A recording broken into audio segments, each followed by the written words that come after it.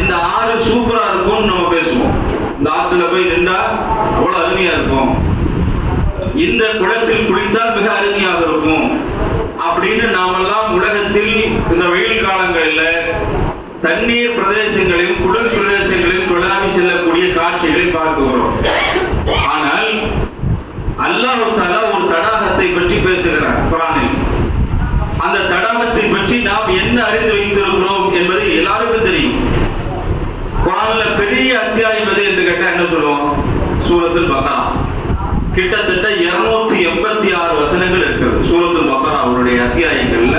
அந்த அத்தியாயத்துல வசனம் மட்டும் 286 வசனங்கள் இருக்கிறது. இருக்கிறதுலயே ரொம்ப கம்மியான வசனம் என்று சொன்னால் அது என்னங்க? அல் கௌசர் 108வது அத்தியாயத்தில் இருக்கக்கூடிய அந்த வசனத்தில் மீறி போன 3 வசனங்களை அல்லாஹ் தஆலா சொல்லுகிறார். குர்ஆனில் சில இடங்களில் பார்த்தோம் என்றால் ஒரே வார்த்தை அல்லாஹ் தஆலா என்ன செய்வான்? குறிப்பிட்டே வருவான், ஒரே வார்த்தை. இப்ப பாத்தீங்கன்னா குல் ஹுவல்லாஹு அஹத் கடைசியில் எத்துவது முடியும். அல்லாஹு ஸமத் லம் யலித் வலம் யூலத் வலம் யகுல் லஹு குஃபுவன் அஹத் கடைசியில் எத்துவது முடியும். அதே மாதிரி குர்ஆன் ரப்பினாஸ் எழுதி பாருங்கள், அதிலே அல்லாஹ் தஆலா கடைசியா இஸ்ஸ என்று முடிப்பான். குல் அஊது பிரப்பின் நாஸ் மலிக்கின் நாஸ் இலாஹின் நாஸ் மின் ஷர்ரில் வஸ்வாஸில் ஹன்னாஸ் அல்லதி யுவஸ்விசு ஃபீ சுதூரின் நாஸ் மினல் ஜின்னதி வன் நாஸ் இஸ்ஸ வைத்து முடிக்கிறார். இந்த அத்தியாயத்தில் அல்லாஹ் தஆலா வெறும் இர்னை வைத்து முடிப்பான், கடைசியா ரேவை வைத்து முடிப்பான். அல்லாஹ் தஆலா சொல்கிறான், இந்த அத்தியாயத்தினுடைய அர்த்தம் அல் கௌசர் அப்படின்றதுக்கு அர்த்தம் என்னன்னு கேட்டீங்கன்னா மிகுந்த நன்மைகள் என்று அல்லாஹ் தஆலா இந்த அத்தியாயத்துக்கு பெயர் வைத்திருக்கிறார். மிகுந்த நன்மைகளை கொட்டி தரக்கூடிய ஒரு அத்தியாயம் என்று அல்லாஹ் தஆலா இதை குறிப்பிட்டு சொல்லுகிறார். இதில் ஒன்றையும் கூடுதலாக சொல்லுகிறான். அல்லாஹ் தஆலா இந்த அத்தியாயத்தை பற்றி எப்படி முடிக்கிறான் பாருங்கள். இன்னா அதைனாக்கல் கௌசர் கடைசியில ரேவ், ஃபஸல்லி லிரப்பிக வன்ஹர் கடைசியில ரேவ். அடுத்து அல்லாஹ் சொல்றான் இன்ன ஷானியக ஹுவல் அப்தர். உலகத்திலேயே இந்த அத்தியாயம் தெரியாத யாருமே இருக்க முடியாது. ஒரு முஸ்லிமா, ஒரு பாமர முஸ்லிம் இருக்கான்னு வச்சுங்க, அவன்கிட்ட போய் கேளுங்க குர்ஆன் சூரா தெரியுமா? தெரியும். இன்னாத்தைனா அதோட ரொம்ப குர்ஆன் சூராவோட ரொம்ப கம்மியான வசனத்தை கொண்டதான் இந்த இன்னாத்தைனா என்ற சூரத்தியாய். அப்ப அந்தாத சகோதரர்களே, இந்த அத்தியாயம் எப்படிப்பட்ட சிறப்பு வாய்ந்தது என்பதை பாருங்கள். எனக்காக இந்த அத்தியாயத்தை படிச்சு பாருங்க. அல்லாஹ் தஆலா இந்த அத்தியாயத்தை எப்பொழுது இறக்குகிறார் என்பதை சொல்லி காட்டுகிறார். நபிகள் நாயகம் ஸல்லல்லாஹு அலைஹி வஸல்லம் அவர்கள் எப்ப அருளப்பட்டதுன்னு பாத்தீங்கன்னா மக்காவுல இந்த வசனம் இறக்கப்படுகிறது. மதீனாவில் இல்ல, மக்காவில் இறக்கப்படுகிறது. மக்காவில் இறக்கக்கூடிய இந்த வசனம் எப்படிப்பட்ட வசனம்? இஸ்லாம் சொன்னால் மக்கள் துன்புறுத்தக்கூடிய நிலை, ஏகத்துவத்தை சொல்ல முடியாது, ஏகத்துவத்தை சொன்னால் பல துயரங்கள் ஏற்படக்கூடிய காலத்தில் இந்த வசனம் இறக்கப்படுகிறது. இன்னும் கூடுதலாக சொல்ல வேண்டும் என்று சொன்னால் அல்லாஹ் தஆலா அல்லாஹ்வுடைய தூதர் நபிகள் நாயகம் ஸல்லல்லாஹு அலைஹி வஸல்லம் அவர்கள் மக்கள் எல்லாம் கேலி செய்யக்கூடிய ஒரு நிலை இருந்தது. என்ன கேலி செய்வாங்கன்னா, ரசூலுல்லாஹ்க்கு கிட்டத்தட்ட வளர்ப்பு பிள்ளையோடு சேர்த்து மொத்தம் 7 பிள்ளை. பொம்பளை பிள்ளை 4, பெண் பிள்ளைகள் 4 பிள்ளை, ஆண் பிள்ளைகள்ல 3 பேர் வளர்ப்பு பிள்ளையோடு சேர்த்து. அது 2 பையன், 1 பேர் இப்ராஹிம் அப்துல்லா. இவங்க 2 பேரும் ரசூல் ஸல்லல்லாஹு அலைஹி வஸல்லம் அவர்களுக்கு பிறந்தவங்க, கதீஜா அம்மையாருக்கு பிறந்தவங்க. அதுல என்ன ஆகுதுன்னு சொன்னா, இந்த ரசூல் ஸல்லல்லாஹு அலைஹி வஸல்லம் அவர்களுக்கு பிறந்த ஆண் வாரிசுகள் உலகத்தில் என்ன செய்தான்? அல்லாஹ் தஆலா எடுத்துக்கொண்டான். ஆண் வாரிசு ரசூலுல்லாஹ் இல்ல. அவ மக்கள் எல்லாம் குறைஷிகள் என்ன செய்யறாங்கன்னா, ரசூல் ஸல்லல்லாஹு அலைஹி வஸல்லம் பார்த்து அங்க ஆண் வாரிசு உயர்தரமா நினைச்சாங்க, ஆம்பளை பிள்ளை பெற்றெடுத்தா பெரிய அந்தஸ்து நினைச்சாங்க. ஆனா ரசூல் ஸல்லல்லாஹு அலைஹி வஸல்லம் இறை தூதர் மக்கள்கிட்ட பிரச்சாரம் பண்றாரு. ரசூல் ஸல்லல்லாஹு அலைஹி வஸல்லம் பிரச்சாரம் பண்ணி கொண்டிருக்கிற நேரத்தில் ரசூல் ஸல்லல்லாஹு அலைஹி வஸல்லம் 2 பசங்களும் இறந்து போயிடுறாங்க. இப்ப குறைஷிகள் சொல்றாங்க, பாருங்க தூதர் ஆம்பளை பிள்ளை இல்ல, அங்க பாருங்க அவர் குறைஷி 5 ஆம்பளை பிள்ளை வைத்திருக்கிறார், இவர் சந்ததியற்றவர், ஆண் வாரிசு இல்லாத ஒரு சந்ததியற்றவர் என்று ரசூல் ஸல்லல்லாஹு அலைஹி வஸல்லம் அவர்களை பழி சொன்னால் கவலைக்கு உள்ளாகக்கூடிய காலம். என்ன ஆகுதுன்னு சொன்னா, நபிகள் நாயகம் ஸல்லல்லாஹு அலைஹி வஸல்லம் அவர்கள் கவலையோடு ஒரு நாள் தூங்குகிறார். தூங்குகிறார்களே, ஒரு ஆண் வாரிசு இல்லைன்னு சொல்றாங்களே அப்படின்னு சொல்லி கவலையா இருக்கக்கூடிய நேரம். அன்று இரவு ரசூல் ஸல்லல்லாஹு அலைஹி வஸல்லம் அவர்கள் தூங்குகிறார்கள். தூங்குகின்ற நேரத்தில் இந்த வசனம் இறக்கப்படுகிறது. இந்த வசனத்தை அல்லாஹ் தஆலா எப்படி சொல்கிறான் பாருங்கள். இன்னா அஅதைனாக்கல் கௌஸர், நபியே உங்களுக்கு ஒரு நற்செய்தி, வபுஸ்ரா, ஒரு நற்செய்தி உங்களுக்கு அல்லாஹ் வழங்குகிறான். எப்படி ரசூல் ஸல்லல்லாஹு அலைஹி வஸல்லம் அவர்கள் தூங்கி கவலையோடு தூங்கின ரசூல் ஸல்லல்லாஹு அலைஹி வஸல்லம் அவர்கள் எந்திரிக்கும் பொழுது சிரித்துக் கொண்டு எந்திரிக்கிறார். சிரிச்சுட்டே ரசூல் எந்திரிக்கிறார். இந்த சிரிச்சுட்டே எந்திரிக்கும் போது சஹாபாக்களுக்கு ஒரு ஆர்வம். ஏன்னா சொல்ல படுக்கிறப்ப ரொம்ப கவலையப்படுத்தீங்க, எந்திரிக்கப்ப சிரிச்சுக்கிட்டே எந்திரிக்கிறீங்களே. அல்லாஹ் தஆலா நேற்று ஒரு வசனத்தை இறக்குகிறான். என்ன வசனம் அப்படின்னு சஹாபாக்களுக்கு ஒரு ஆர்வம். அல்லாஹ் தஆலா சொல்கிறான், இன்னா அஅதைனாக்கல் கௌஸர், நபியே நிச்சயமாக நாம் உனக்கு கௌஸர் என்ற தடாகத்தை நாம் கொடுக்குகிறோம் என்று அல்லாஹ் சொல்றார். ஒரு தடாகத்தை நான் உங்களுக்கு கொடுக்கிறேன். யாருக்கு? ரசூல் ஸல்லல்லாஹு அலைஹி வஸல்லம் அவர்களுக்கு அல்லாஹ் தஆலா கொடுக்கிறான் தடாகத்தை. கொடுத்து முடிச்சு அல்லாஹ் சொல்றான், ஃபஸல்லி லிரப்பிக வன்ஹர், நீங்க தொழுங்க, தொழுது முடிச்சு அழுதுங்கன்றான். இது எங்க குறிக்குது? தொழுங்கள், நீங்கள் இறைவனை தொழுங்கள், குர்பான் என்னும் பணியாட நீங்க கொடுங்கன்றான். எங்க கொடுக்கப்படணும்? ஹஜ் பெருநாளை. எல்லாம் எங்க சொல்லுகிறான்? இந்த அத்தியாயத்தில் தொழுதுட்டா குர்பான் கொடுக்கணும். தொழுகாம ஒருத்தர் குர்பான் கொடுத்தாருன்னா அது குர்பான் கிடையாது. குர்பான் ஒரு ரசூல் ஸல்லல்லாஹு அலைஹி வஸல்லம் ஒரு சஹாபி வராரு, அல்லாஹ்வுடைய தூதரே தொழுகைக்கு முன்னாடி நான் ஆட்டை அறுத்துட்டேன்றார். அப்ப குர்பான் கொடுத்து நன்மை சேராதுன்னு ரசூல் ஸல்லல்லாஹு அலைஹி வஸல்லம் சொல்லுகிறார்கள். அப்ப தொழுது முடித்து விட்டு தான் என்ன செய்யணும்? குர்பான் கொடுக்கணும் என்று அல்லாஹ் தஆலா சொல்கிறார். இதுக்கு பிறகு ரசூல் ஸல்லல்லாஹு அலைஹி வஸல்லம் அவர்கள் உலகத்தில் யார் யாரெல்லாம் ரசூல் ஸல்லல்லாஹு அலைஹி வஸல்லம் அவர்கள் ஆண் வாரிசு அல்லன்னு சொல்லி பேசினார்களோ அத்தனை பேர்களுக்கும் அடிச்சோடாக அதற்கு பதில் அல்லாஹ் தஆலா கொடுக்கிறார். எப்படி கொடுக்கிறார் பாருங்க. இன்ன ஷானியக ஹுவல் அப்தர், நிச்சயமாக நபியே நீங்கள் அவர்கள் சொல்லுங்கள், உம்முடைய பகைவன் எவனோ அவன்தான் சந்ததியற்றவன் என்று சொல்கிறார். யாருங்க?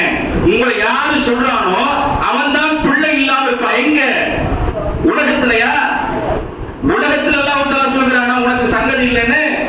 அல்லாஹ் தஆலா சொல்கிறான், மறுமை நாளில் உங்கள் பின்னால் பெரும் சங்கதிகள் நிற்பார்கள். என் தூதர், என் முஹம்மது, என்னுடைய தலைவர், எனக்காக பரிந்துரை செய்யக்கூடியவர் என்று எங்க நிற்பார்? எங்க நிற்பார்? ஒரு கூட்டம் உங்களுக்கு பின்னாடி இருக்கும், உங்களுக்கு பிள்ளைகளாக, உங்களுக்கு சங்கதியாக அங்க நிற்பார்கள். அங்க இவன் ஒண்ணுமில்லாம நிற்பான். யாரு? உங்களை யாரு கேலி செய்தார்களோ அவர்கள் ஒன்றுமில்லாதவர்களாக அங்கே நிற்பார்கள் என்று அல்லாஹ் தஆலா சொல்கிறார். சொல்லி முடித்து சொல்கிறேன், ரசூல் ஸல்லல்லாஹு அலைஹி வஸல்லம் அவர்கள் இந்த கௌஸர் தடாகத்தை எப்படி இருக்கும்னு சஹாபாக்களுக்கு ஒரு ஆர்வம். சஹாபாக்கள் என்ன செய்றாங்க? ரசூல் ஸல்லல்லாஹு அலைஹி வஸல்லம் கேட்கிறாங்க. அன்பார்ந்த சகோதரர்களே, ரொம்ப நுணுக்கமாக கவனிக்க வேண்டியது. கௌஸர் தடாகத்தை எடுக்கக்கூடிய நிலை எப்படி பாருங்க. நாம் எல்லாரும் கேள்விப்பட்டதை விட அல்லாஹ் தஆலா நபி மொழிகளை எப்படி சொல்லி காட்டுகிறான் என்பதை பாருங்க. ரசூல் ஸல்லல்லாஹு அலைஹி வஸல்லம் ஒரே ஆர்வம், இந்த தடாகம் எப்படி இருக்கும்னு சஹாபாக்கள்கிட்ட கேட்கிறாங்க. ஆனா வஹீல அல்லாஹ் அறிவிக்கல. ஆனா அல்லாஹ் என்ன செய்கிறார்? நேரடியா கூட்டிட்டு போய் ரசூலுல்லாஹ் காட்டுகிறார். நேரடியா போய் ரசூலுல்லாஹ் கூட்டி காட்ட முடியும். நபிகள் நாயகம் ஸல்லல்லாஹு அலைஹி வஸல்லம் அவர்கள் மிஹ்ராஜ் பயணத்துல போய் கொண்டிருக்கிறார். அப்படி போயிட்டு இருக்கிற நேரத்துல ஜிப்ரீல் அலைஹிஸ்ஸலாம் அல்லாஹ் தஆலா அல்லாஹ்வுடைய தூதர் ஸல்லல்லாஹு அலைஹி வஸல்லம் அவர்களை கூப்பிட்டு அங்க தெரியுது பாருங்க, அதான் கௌஸர் தடாகம். மிஹ்ராஜ் பயணத்துல ரசூல் ஸல்லல்லாஹு அலைஹி வஸல்லம் அவர்களுக்கு ஜிப்ரீல் அலைஹிஸ்ஸலாம் காட்டுகிறார்கள். உங்களுக்கு அல்லாஹ் சொன்னார்ல கௌஸர் தடாகம் வைத்திருக்கிறான், அந்த தடாகம் இதுதான் என்று எங்க காட்டப்படுகிறது? மிஹ்ராஜ் பயணத்துல காட்டப்படுகிறது. இதனுடைய சிறப்பு என்ன? நபிகள் நாயகம் இதோட சிறப்பு பாருங்க. கௌஸர் தடாகத்துடைய சிறப்பு அல்லாஹ் இந்த நமக்கு அல்லாஹ் கொடுத்திருக்கிற அந்த வாய்ப்பை நம்முடைய முஹம்மது உம்மத்திற்கு அல்லாஹ் தஆலா வேற எந்த உம்மத்திற்கு இந்த வாய்ப்பு இல்லை. ஆதம் அலைஹிஸ்ஸலாமுடைய சங்கதிக்கு இந்த வாய்ப்பு இல்லை. மூசா அலைஹிஸ்ஸலாமுடைய சங்கதிக்கு இந்த வாய்ப்பு இல்லை. ஹாரூன் அலைஹிஸ்ஸலாமுடைய சங்கதிக்கு வாய்ப்பு இல்லை. நூஹ் அலைஹிஸ்ஸலாமுடைய சங்கதிக்கு வாய்ப்பு இல்லை. ஈசா அலைஹிஸ்ஸலாமுடைய சங்கதிக்கு வாய்ப்பு இல்லை. முஹம்மதுடைய சமூகத்திற்கு மட்டும் அல்லாஹ் தஆலா இந்த கௌஸர் தடாகத்தை சிறப்பாக்கி வைக்கிறான். அதை ரசூல் ஸல்லல்லாஹு அலைஹி வஸல்லம் எப்படி சொல்கிறார் என்றால், வேறு எந்த சமூகத்திற்கும் அதில் நீர் அருந்த முடியாது. யார் மட்டும் அருந்துவார்கள்? முஹம்மதுடைய சமூகத்தார்கள் மட்டும்தான் இந்த கௌஸர் தடாகத்தில் நீர் அருந்துவார்கள். அப்ப எவ்வளவு பெரிய பாக்கியம், எவ்வளவு பெரிய பாக்கியம் ரசூல் ஸல்லல்லாஹு அலைஹி வஸல்லம் உம்மத்தில் பிறந்தது. இதனுடைய எப்படி எவ்வளவு எப்படி இருக்கும்? கொஞ்சம் கற்பனை நினைச்சு பாருங்க, எவ்வளவு நீளம் இருக்கும், எவ்வளவு அகலம் இருக்கும். நீ ரசூலுல்லாஹ் சொல்றாங்க, இதனுடைய நீளமும் அகலையும் சொல்றாங்க. கௌசர் தடாகத்துடைய நீளம் எப்படி நீளம் இருக்கும்னா, நபிகள் நாயகம் ஸல்லல்லாஹு அலைஹி வஸல்லம் சொல்கிறார்கள், வேகமாக ஓடக்கூடிய குதிரை, வேகமா ஓடக்கூடிய குதிரை ஒரு மாதம் பயணித்தால் எவ்வளவு தூரம் போகும்? சுபஹானல்லாஹ். ஆடி காரில் போறோம், ஒரு வரி குதிரை எடுத்துக்கோங்க, வரி குதிரை இருக்கிறதுல பயங்கர ஸ்பீடு வரி குதிரை, காட்டுல இருக்கிற வரி குதிரை. அந்த வரி குதிரை இங்கிருந்து ஓட விட்டா அரை மணி நேரத்துல என்ன செஞ்சிடும்? அரை மணி நேரம் எவ்வளவு நிமிஷத்துக்கு கூட ஆதிகாரம் தாண்டி போயிட்டே இருக்கும். ஒரு மாதம் இரவும் பகலும் ஓடினால் எவ்வளவு தூரமோ அந்த அளவிற்கு அதனுடைய நீளம் இருக்கும். நீளம் அகலம் ரசூல் ஸல்லல்லாஹு அலைஹி வஸல்லம் சொல்கிறார்கள், அதையும் சொல்கிறார்கள், அந்த குதிரை ஒரு மாதம் இரவும் பகலும் ஓடினால் எந்த அளவிற்கு அகலம் இருக்கிறோமோ அந்த அளவிற்கு அதனுடைய அகலம் இருக்கும் என்று நபிகள் நாயகம் ஸல்லல்லாஹு அலைஹி வஸல்லம் சொல்றாங்க. கிட்டத்தட்ட பாத்தீங்கன்னா நம்ம வீட்டுல பயன்படுத்துற தொட்டி இருக்கு இல்லைங்க, சதுர வடிவில் இருக்கக்கூடிய தொட்டி, சதுர வடிவில் இருக்கக்கூடிய தொட்டி, அது எவ்வளவு தூரம் இருக்குன்னு நினைத்து பாருங்கள். இப்ப பைக்ல போறோம்னு வச்சுங்களேன், ஒரு டிவிஎஸ் விக்டர்ல போறோம், எவ்வளவு தூரம் போயிட முடியும்? ஒரு மாசம் பயணிச்சு போறோம்னு வச்சுங்களேன், அப்ப கணக்கு பண்ணிக்கிங்க அதனுடைய நீளத்தையும் அதனுடைய அகலமும். ஆனா சதுர வடிவில் இருக்கும். அதனுடைய ஆழம் எவ்வளவு இருக்கும்? கடல்ல பாத்தீங்கன்னா சில ஆழங்கள் எல்லையை கண்டுபிடிக்க முடியாது. ஆத்துல ஒவ்வொரு பக்கம் ஒவ்வொரு விதமான ஆழம் இருக்கும், குளத்துல ஒவ்வொரு விதமான ஆழம் இருக்கும். ஆனால் கௌசர் தடாகத்தினுடைய ஆழம் எப்படி இருக்குன்னா ஒரே மாதிரி இருக்கும். ஒரே மாதிரி, இடுப்பளவுன்னா இடுப்பளவு, கழுத்தளவுனா கழுத்தளவு, ஒரே மாதிரி இருக்கு. இங்க கல்லா அங்க மேடு, இங்க பள்ளம் அங்க மேடுலாம் இருக்காது. ஒரே அளவில் சமவெளியாக அந்த கௌசர் தடாகம் இருக்கும். அதே மாதிரி எங்கிருந்து வருதுன்னு பாருங்க. நாமளா எங்க நிற்போம்? அல்லாஹ் தஆலா நபிகள் நாயகம் ஸல்லல்லாஹு அலைஹி வஸல்லம் சொல்றாங்க, மனுஷர் மைதானத்துல இருக்கும், சூரியன் உங்க பக்கத்துல கொண்டு வந்துடுவான். சூரியனை அல்லாஹ் தஆலா உங்க பக்கத்துல கொண்டு வந்துடுவான். கடுமையான தாகம் ஏற்படும். அல்லாஹ் தஆலா சொர்க்கத்திலிருந்து மஹ்ஷர் மைதானத்திற்கு என்ன செய்கிறான்? இந்த கௌசர் தடாகத்தை கொண்டு வருகிறான். எங்க? சொர்க்கத்திலிருந்து மஹ்ஷர் மைதானத்தில் என்ன செய்கிறான்? இதை கொண்டு வருகிறான். இது கொண்டு வருது எப்படி கொண்டு வரான்னு பாருங்க. எந்த வழியில வருகிறது? எப்படி வரும்? ஆறு வழியா வருமா? கேள்வி இருக்கும்ல, இந்த கற்பனையா நினைச்சு பாருங்க. ஆறு வழியா வருமா அல்லது வேற ஏதாவது வாய்க்கால் அந்த மாதிரி வெட்டி வைத்திருப்பானா? அல்லாஹ் தஆலா சொர்க்கத்திலிருந்து மஹ்ஷர் மைதானம் வரைக்கும் எப்படி கொண்டு வருவானாமா? ரெண்டு பைப்புல அல்லாஹ் கொண்டு வருவான். ரெண்டு பைப், ரெண்டு குழாயில. அந்த ரெண்டு குழாய் ரசூல் ஸல்லல்லாஹு அலைஹி வஸல்லம் சொல்கிறார்கள், ரெண்டு குழாய் வழியாக வரும். அந்த ரெண்டு குழாய் எப்படி இருக்கும்? ஒரு குழாய் பாத்தீங்கன்னா வெள்ளியிலேயே என்ன செய்யப்பட்டிருக்கும்? வைக்கப்பட்டிருக்கும் வெள்ளியில. இன்னொரு குழாய் எப்படி இருக்கும் என்று சொன்னால் தங்கத்திலான ஒரு குழாய். இந்த ரெண்டு பைப்பு வழியா அந்த நீர் தொட்டிக்கு அல்லாஹ் தஆலா என்ன செய்வான்? சொர்க்கத்திலிருந்து இந்த தண்ணியை கொண்டு வந்து சேர்ப்பான். கௌசர் தடாகம் அந்த தண்ணியை நபிகள் நாயகம் ஸல்லல்லாஹு அலைஹி வஸல்லம் சொல்கிறார்கள், இத குடிச்சு குடிக்கணும்ல, கையில எடுத்து குடிக்கிறதா? கையில எடுத்து குடிக்க முடியுமா? இப்ப குடிக்கலாம், எங்க போனா டீ எடுக்கிற டம்ளர் கொடுக்குறாங்க இல்லையா? தண்ணி குடிக்கிற டம்ளர் இல்லாம வெறும் பைப்பில் வச்சு கையில குடிக்க முடியும். இது குடிக்கிறதுக்கு கோப்பை வேணுமா இல்லையா? அந்த கோப்பை ரசூல் ஸல்லல்லாஹு அலைஹி வஸல்லம் சொல்கிறார்கள். அந்த தொட்டிக்கு மேல எண்ணில் அடங்காத கோப்பைகள், வெறும் வெள்ளியிலான கோப்பைகள் ரசூல் ஸல்லல்லாஹு அலைஹி வஸல்லம் சொல்கிறார்கள். அதோட எண்ணிக்கை எல்லாரும் குடிக்கணும்ல, எல்லாரும் குடிப்பதற்கு வைத்திருக்கிறாங்கல்ல. ஒன்னு ரெண்டு வச்சுக்கிட்டு போனா சரியா இருக்குங்களா? ஒன்னு ரெண்டு கோப்பை வச்சா சரியா இருக்குமா? நீ குடிச்சு அப்படி முடியுமா?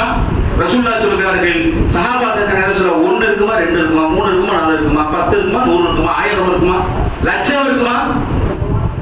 சஹாபாக்கள்ட்ட ரசூல் ஸல்லல்லாஹு அலைஹி வஸல்லம் சொல்கிறார்கள், தோழர்களே, நட்சத்திரத்தை கணக்கு போட முடியுமா?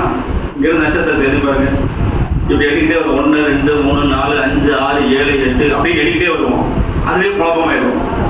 அதுலயே 1 2 மீண்டும் 1 2 3 ரெண்டு கண்ணும் கணக்க முடியுமா? அதுபோல கௌசர் தடாகத்தில் வைக்கப்பட்டிருக்கிற அந்த வெள்ளி கோப்பைகள் நட்சத்திரத்தை எப்படி கணக்கிட முடியாதோ அந்த அளவிற்கு என்ன செய்யப்படும்? அங்கே கோப்பைகள் வைக்கப்பட்டிருக்கும். சுப்ஹானல்லாஹ். அல்லாஹ் தஆலா இத முதல்ல துவக்கவர் யாருங்க?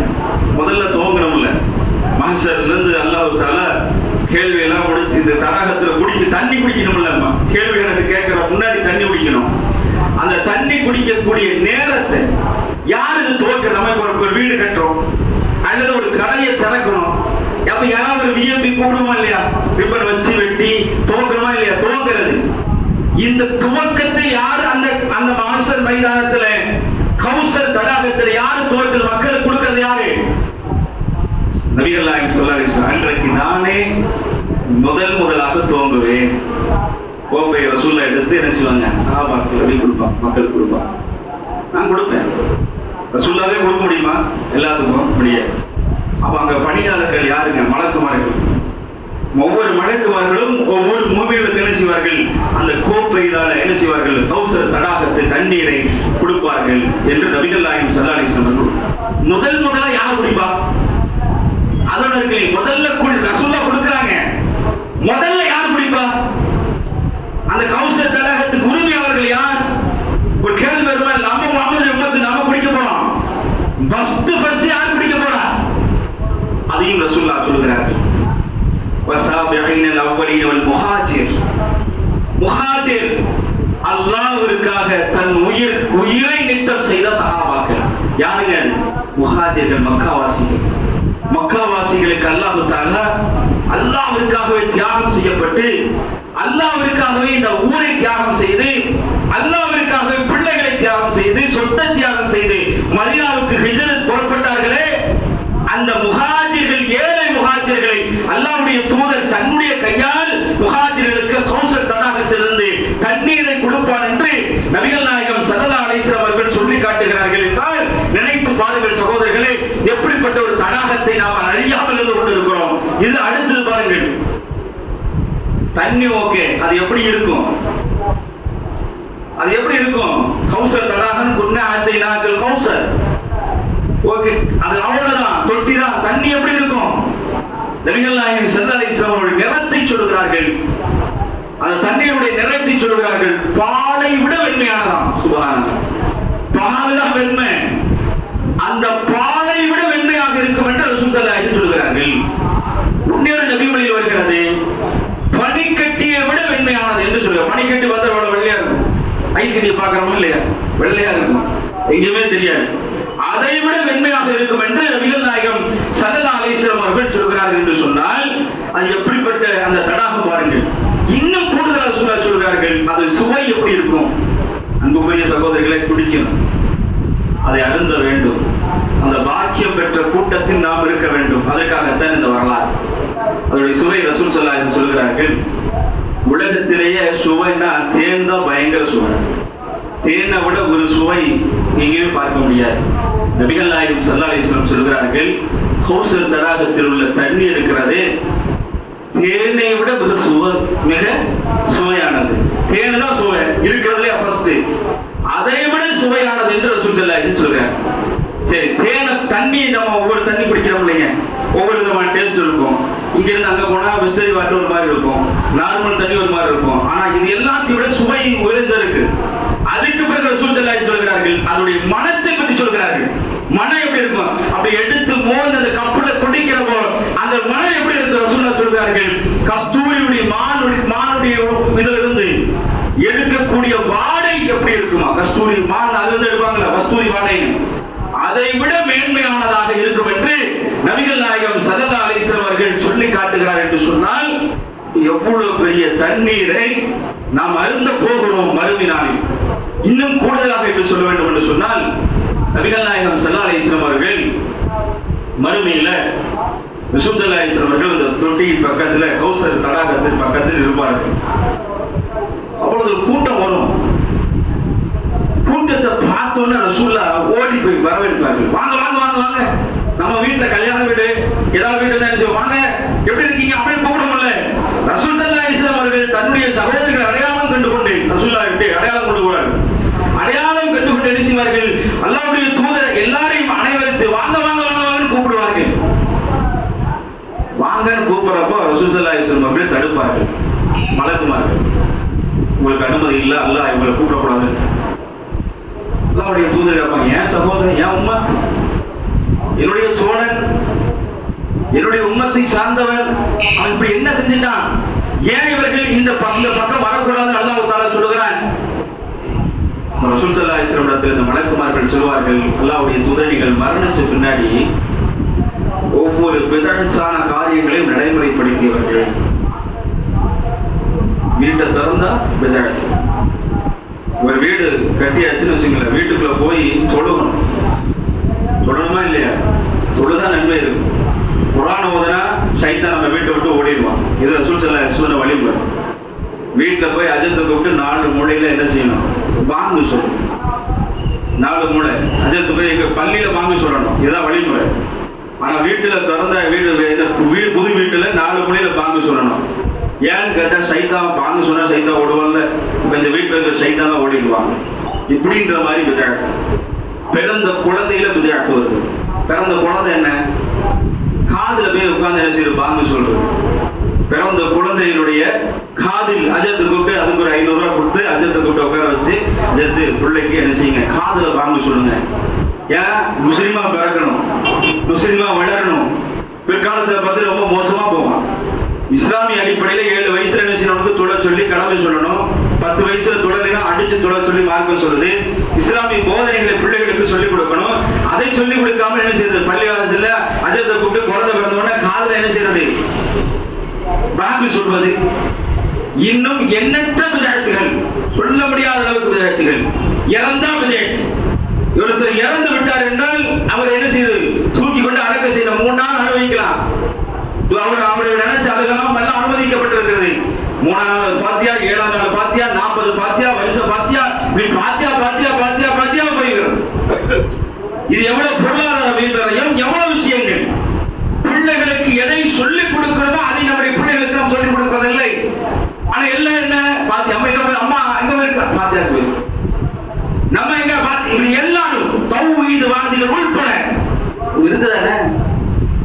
அதெல்லாம் கொஞ்சம் அல்லாஹ்வுடைய தூதர் ஸல்லல்லாஹு அலைஹி வஸல்லம் சொல்கிறார்கள், ரசூல் ஸல்லல்லாஹு அலைஹி வஸல்லம் அவர்கள் எதை காட்டி கொடுக்கவில்லையோ அது அத்தனையும் பிதஅத். தொழுகையில என்ன செய்யறது, ரசூலுல்லாஹ் காட்டி கொடுத்தவாறு தொழுகை இல்ல. தௌஹீத் அடிப்படையில தொழுகை இல்ல. சுன்னாவை பேணுவது கிடையாது. சுன்னாவை நிராகரிச்சாலே, ரசூல் ஸல்லல்லாஹு அலைஹி வஸல்லம் உடைய சுன்னாவை நிராகரித்தால் பிதஅத். சுன்னாவை புறக்கணித்து போகிறது. அப்ப இந்த விஷயங்கள் அத்தனையுமே என்ன செய்யறாங்க, ரசூல் ஸல்லல்லாஹு அலைஹி வஸல்லம் இந்த கூட்டத்தார்களுக்கு அல்லாஹ்வுடைய தூதர் ஸல்லல்லாஹு அலைஹி வஸல்லம் கையில அந்த கௌசர் தடாகம் கிடைக்காது, உங்களுக்கு அனுமதியும் இல்லை என்று ரசூல் ஸல்லல்லாஹு அலைஹி வஸல்லம் சொல்கிறார்கள் என்றால் நினைத்து பாருங்கள், பிதஅத் செய்தவர்கள் கௌசர் தடாகத்தில் அவர்களுக்கு இடமில்லை. நபிகள் நாயகம் ஸல்லல்லாஹு அலைஹி வஸல்லம் சொல்கிறார்கள், இது ஒரு முறை குடிச்சா எத்தனை வருஷத்துக்கு சமம். ஒரே ஒரு முறை குடித்தால் அல்லாஹ் தஆலா மறுமை நாளில் விசாரிப்பான். எத்தனை நாள் விசாரிப்பான், 50,000 வருடங்கள். ஒரு நாள் 50,000 வருடங்களுக்கு சமம். இதை குடித்தால் தாகமே ஏற்படாது. சுப்ஹானல்லாஹ். அப்ப இதை குடிச்சவங்க யாருங்க, அல்லாஹ் தஆலா அல்லாஹ்வுடைய தூதர் ஸல்லல்லாஹு அலைஹி வஸல்லம் கையால் குடித்தவர்கள் யாரு, சொர்க்கவாசிகள். கௌசர் தடாகத்தில் அவங்க வந்தாலே சொர்க்கவாசி ஆயிடுச்சு. ரசூலுல்லாஹ் கையில தண்ணியை குடிச்சாலே சொர்க்கவாசி. இவங்க தீர்ப்பு முடியும். விசாரணைக்கு உட்படுக்க முன்னாடி அவர்களுக்கு தீர்மானிக்கப்படலாம். அப்ப இந்த ஒரு பாக்கியம் பெற்ற தடாகத்தை நாம் புறக்கணித்து இந்த உலகத்தில் வாழ்ந்து கொண்டிருக்கிறோம். அன்பார்ந்த சகோதரர்களே, இன்னொரு கூட்டத்தில் ரசூல் ஸல்லல்லாஹு அலைஹி வஸல்லம் அடையாளம் கொண்டு வருவார்கள்.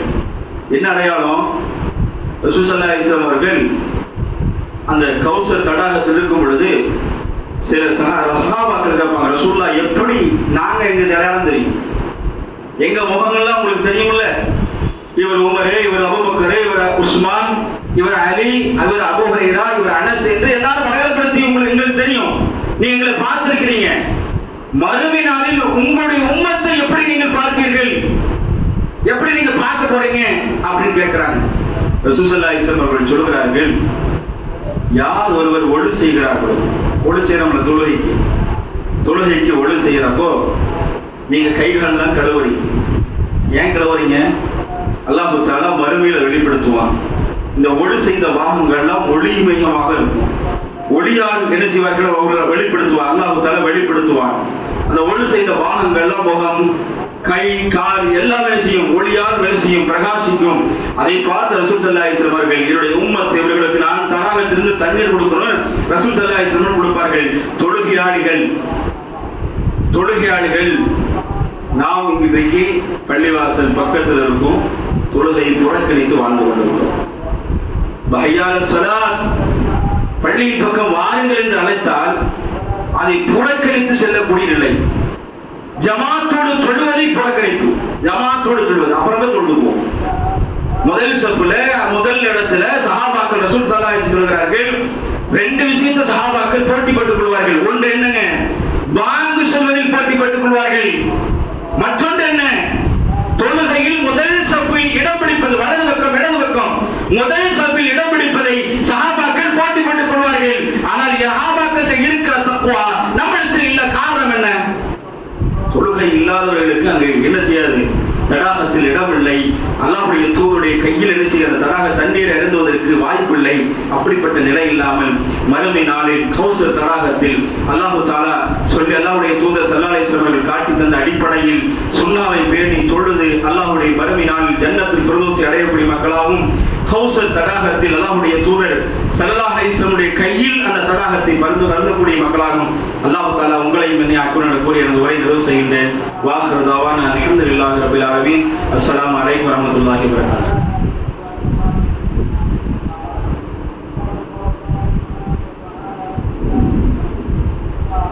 السلام عليكم ورحمة الله وبركاته.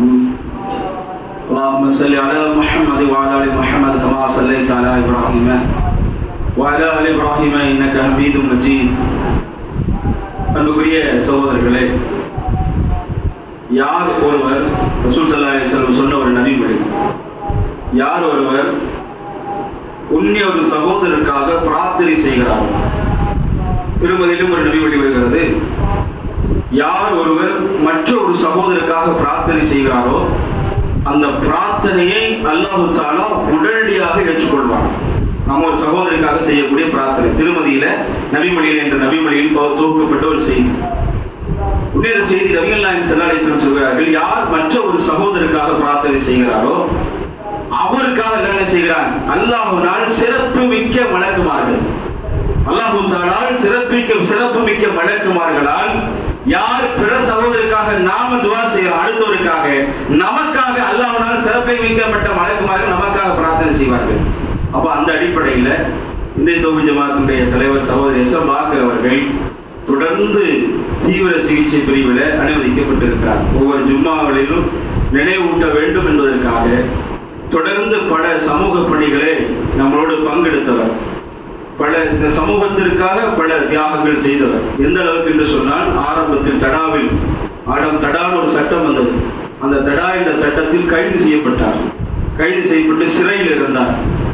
இன்னைக்கு பல தியாகங்கள் மத்தியில பல ஜமாத்துகள் பல இதெல்லாம் தாண்டி மக்களுக்கு சிறைவாசிகளுக்கு முழுக்க குரல் கொடுத்த ஒரு சகோதரர். இன்னும் பல உதவிகள் பல சகோதரர்களுக்கு செய்தவர். பல இடங்களில் பல போராட்டங்கள் மூலியமாக பல தீர்வுகளை கண்ட ஒரு சகோதரர். அவருடைய நிலை இன்றைக்கு ரொம்ப கவலைக்கிடமாக இருக்கிறது.